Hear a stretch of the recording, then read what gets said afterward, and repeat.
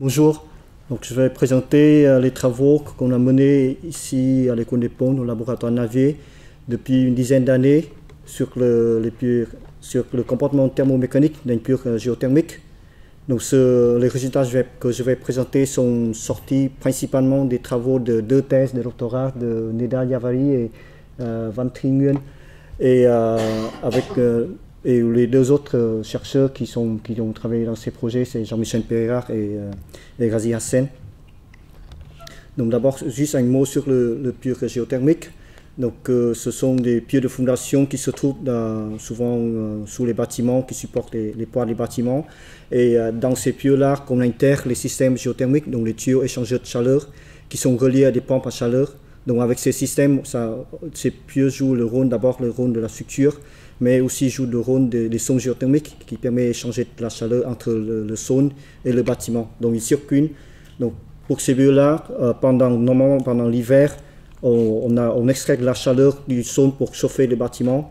Donc du coup, la température du pieu peut diminuer jusqu'à autour de 1 degré. On essaie de limiter au-dessus de 0 degré pour éviter le gène. Et vice-versa, pendant l'été, si on a besoin de rafraîchir les bâtiments, dans ce cas-là, on va injecter plutôt de l'eau chaude dans le pieu pour pouvoir injecter de la chaleur dans le sonde. Dans ce cas-là, la température du pieu peut monter jusqu'à 30 degrés pendant l'été. Donc là maintenant la question c'est ça qu'on veut savoir, si des pieux qui soumis à la fois une charge du bâtiment et ensuite il va être soumis aussi au cycle annuel de température entre 1 degré et 30 degrés. Voilà, on veut regarder son comportement sous ces sollicitations thermomécaniques. Donc pour répondre à cette question, on a réalisé un modèle réduit en laboratoire. Donc simule le pieu juste par un tube en aluminium, un tube creux de diamètre. Donc ici je mets ici un peu les dimensions. Donc pour simuler un prototype en verre en deux de diamètre de 40 cm, longueur 12 mètres. On crée en laboratoire un pieu moderne de 20 mm de diamètre et 600 mm de profondeur. Donc, ce pieu-là, c'est un tube en aluminium creux, on l'installe dans le sonde, et ensuite à l'intérieur de ce tube, on insère un tube en U juste pour circuler de l'eau avec une température contrôlée, donc avec un cryostat en fait. Et au-dessus du pieu, on a un réservoir d'eau pour maintenir une charge constante qui simule un peu la charge du bâtiment, qui reste constante pendant les cycles thermiques. Et voilà, avec ce système, on peut simuler la charge du bâtiment et changer la température et regarder comment le pieu bouge sous ces cycles thermiques. Et donc, dans les premiers modèles, on a essayé de mettre aussi dans le sonde différents capteurs de température autour du pieu, capteurs de pression autour du pieu, en dessous du pieu. Bien sûr, on a un capteur de déplacement en tête du pieu et capteur de température dans le pieu. Le long du pieu aussi, on a collé les jauges de déformation autour le long du pieu pour regarder un peu l'effort axial. Donc là, je vais présenter, dans les premières campagnes d'essai, on a réalisé plutôt les essais sur du sable sec, parce que c'est assez simple de comporter le sable et mettre le pieu dedans. Et donc d'abord, ici, je montre un peu la procédure, les résultats qu'on a obtenus avec l'essai de chargement mécanique, juste pour montrer qu'avec la procédure mise en place, le comportage du sable autour, on arrive à répéter les essais avec une bonne répétabilité ici, et c'est surtout qui nous donne la charge de rupture qui est de 500 newtons. Donc dans la suite, avec cette charge de référence, on définit un programme d'essai. Pardon, je montre le programme après. Mais ici, je montre juste un résultat type d'un cycle thermique quand on maintient la charge constante et ensuite on change la température du pieu. Donc ici, on reprend la température du pieu de l'ordre 1 degré et on descend la température de moins 1 et ensuite on remonte. Donc la température initiale, c'est la température dans la chambre. On voit bien la diffusion thermique autour du sonde ici. Et donc, ce qui nous intéresse, c'est voir un peu le déplacement en tête du pieu. Donc ici, c'est un exemple sous une charge constante.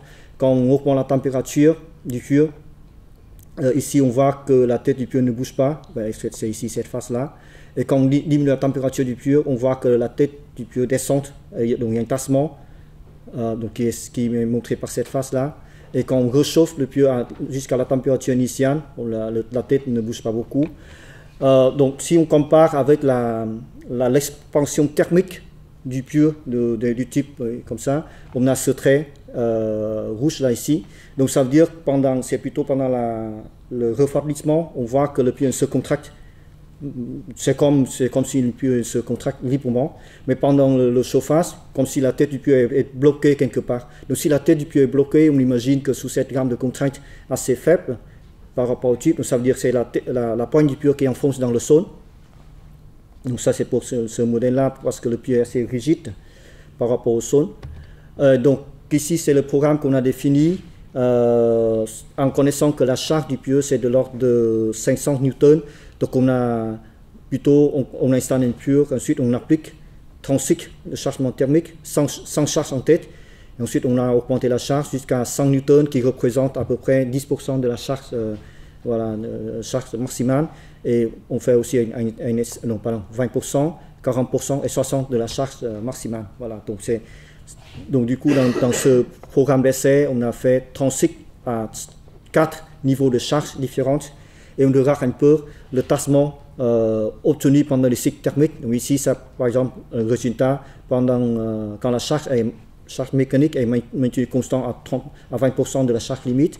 Donc on voit que pendant un cycle thermique, la tête augmente et descend comme ça, mais surtout on a un tassement cumulé après chaque cycle. Et ce qu'on voit c'est ça, le tassement cumulé continu, et le comportement se stabilise autour de certains cycles. Donc ici, je vais montrer ensuite après le résultat obtenu par 4 cycles ici. On met tous dans une figure. Donc on voit que voilà, donc quand la charge en tête est assez faible, normalement le comportement est assez réversible. Tandis que quand la charge est très rente, le comportement est irréversible pendant les cycles thermiques. Donc ça veut dire que le pieu continue à tasser progressivement. Donc pour les rames de charge service, il y a entre 20 et 40%. On peut espérer que le comportement se stabilise autour de quelques cycles. Donc je rappelle, un cycle ici, c'est un cycle annuel en réalité. Donc avec les mesures, qui est assez difficile d'obtenir dans les mesures de contrainte de effort axial le long du pieu, on voit bien que les cycles thermiques engendrent une augmentation progressive de l'effort axial dans le long du pieu, donc qui explique un peu ce tassement progressif obtenu à la tête du pieu. Et ça c'est le premier essai avec du sable sec. Donc ensuite, ici, je montre un peu les mesures en pression qu'on a mis des capteurs de pression en pointe du pieu. Donc finalement, quand on augmente la charge mécanique, on observe un peu cette augmentation de pression. Mais quand la charge est maintenue constante et on applique les cycles thermiques ici, avec ces capteurs, on n'arrive pas à capter cette variation de contrainte en pointe du pieu. Voilà. Donc finalement, on voit avec ces capteurs, on voit que l'effet du chargement mécanique seulement. Donc dans la deuxième partie du programme d'essai, on a travaillé sur de l'argile saturée. Donc c'est un peu plus compliqué pour monter quand même un massif d'argile. Il faut compacter de l'argile autour et surtout resaturer. On voulait travailler sur de l'argile saturée, donc il faut resaturer un massif qui fait 1 mètre de hauteur, donc ça peut prendre plusieurs mois.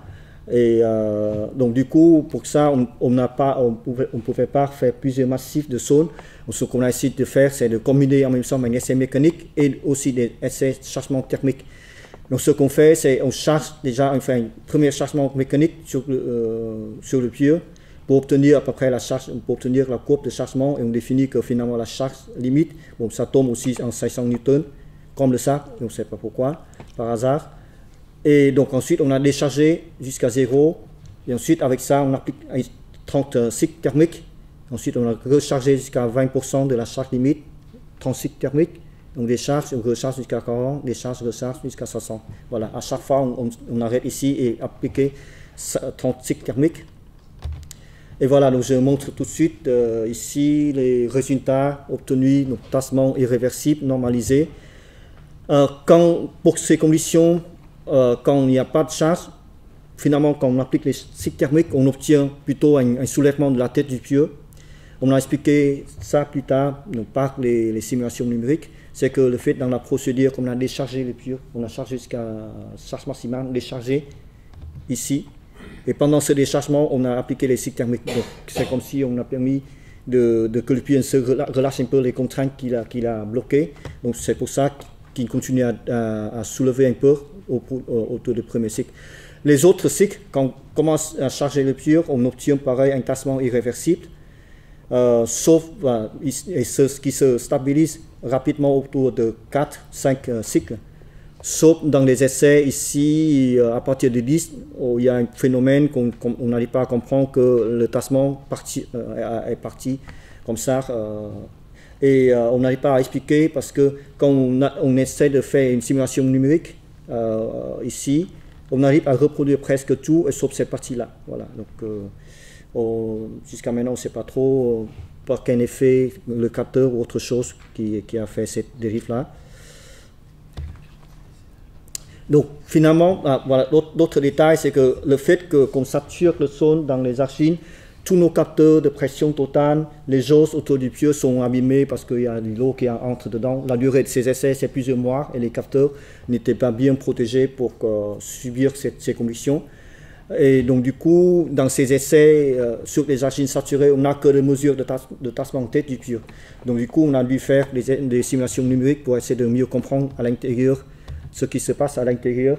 Et donc, finalement, les résultats numériques nous montrent aussi que la contrainte verticale le long du tuyau évolue de la même tendance qu'on a vu dans le sable, avec les nombres de cycles ici. Voilà. Donc, en fait, il y a une légère augmentation de la contrainte le long du tuyau avec les cycles qui explique un peu, le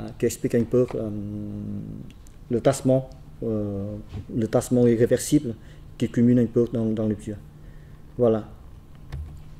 Donc, juste pour résumer un peu ce programme, donc c'est un programme d'essai qu'on a mené depuis 2010 sur un modèle 1G. Donc le choix du tuyau, c'est un modèle, c'est un tube en paramètre, en allume, à bout fermé. Donc il y a d'autres études qui existent maintenant où on travaille plutôt pour simuler un tuyau foré, c'est plutôt en béton, en vérandeur. Donc par contre, nous on a choisi ça parce que on nous semble que c'est très compliqué pour nous à cette époque de travailler, de forer et créer un matériau pour simuler réellement un tuyau foré en béton. Deuxième chose, c'est qu'on a décidé d'utiliser un système de chargement mécanique en tête juste par un réservoir d'eau. Donc c'est assez simple, mais finalement pour nous ça nous convient parce qu'on veut avoir une charge fixe à la tête du tuyau. Donc finalement c'est un système assez simple. Les capteurs de pression totale dans le zone, donc voilà, il y a peu de variations sous charge thermique et en plus ils sont incompatibles avec de l'argile parce que ils vont être endommagés sous le compactage de l'argile. Les jauges de déformation, on a collé le long du tuyau. C'était très difficile d'utiliser pour les cycles thermiques parce qu'ils sont aussi sensibles avec les cycles thermiques aussi. Bon, ce sont les jauges en fait, donc dès qu'on a une déformation thermique, ils se déforment aussi. Et pareil avec le son saturé, il ne fonctionne pas très bien. Donc ça c'était vraiment difficile pour nous pour ces jauges-là avec la température. Donc finalement pour ces travaux, on pense que les contributions originales de la modélisation physique en 1G par rapport aux modélisations physiques en centrifuge ou des essais in situ, c'est surtout ça nous a permis de réaliser des essais à long terme avec 30 cycles. Voilà. Par exemple, un essai in situ, même si on veut faire un cycle thermique, ça peut prendre 1 mois ou 2 mois rapidement. Et voilà. Et les limites principales de ce travail, justement, ce sont des effets de chaîne à différents phénomènes, parce qu'il y a différents phénomènes à la fois mécaniques et thermiques en même temps dans ces modèles-là. Voilà, donc juste pour conclure, avec ce modèle, on a utilisé un modèle plutôt 1G pour étudier le comportement mécanique d'un tuyau énergétique. Donc on voit bien, je n'ai pas parlé ici, mais finalement, ce qu'on a montré, c'est vraiment que ce mécanisme de tassement du tuyau, on peut reproduire pour simuler au niveau numérique par la dilatation et la contraction thermique d'un tuyau sous chargement mécanique. Donc c'est avec ça qu'on peut expliquer ces résultats. Et on a montré aussi que finalement, dans ces conditions, quand la charge mécanique est assez grande, ce cycle thermique peut engendrer un tassement irréversible soit un cycle thermique. Donc les travaux récents maintenant montrent que c'est surtout dans les zones sensibles, c'est plutôt des pieux flottants dans des argiles. Dans les argiles, on peut voir ça, ces phénomènes plus clairement. Par contre, on a montré aussi qu'à long terme, ce tassement irréversible peut être stabilisé au bout de quelques cycles. Et ça nous a permis aussi de confronter les résultats avec des calculs numériques et des modèles plutôt théoriques pour mieux comprendre le comportement d'un pure à l'échelle in situ. Voilà, merci de votre attention.